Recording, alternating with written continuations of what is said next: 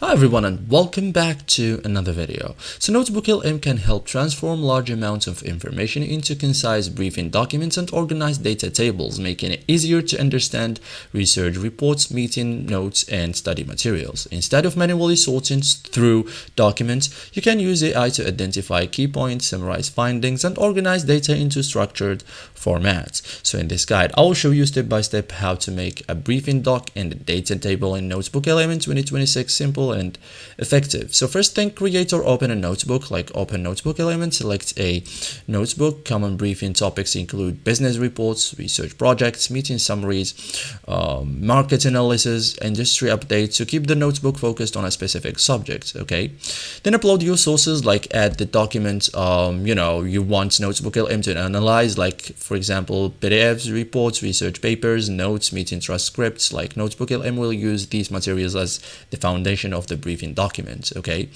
you can also request a briefing document, like use the chat panel and ask NotebookLM to create a briefing. For example, you can write or type create a briefing comment or briefing documents from these sources, or summarize the key findings, or generate an executive briefing, or create a decision maker summary. Okay, you can also identify the information to compare, like how to make the data table in NotebookLM. Like data tables work best when comparing information, for example product, research findings, statistics, features, study results. So ask NotebookLM to organize data, like use prompts such as create a comparison table, organize the data into rows and columns, build a future comparison table. You can also type summarize findings in tabular format. So NotebookLM can structure information into a table-friendly layout. So clear prompts creates better tables. Okay, so define columns and categories. Common table categories include name, description, features, benefit, limitations, statistics. So choosing categories beforehand often improves results. Okay,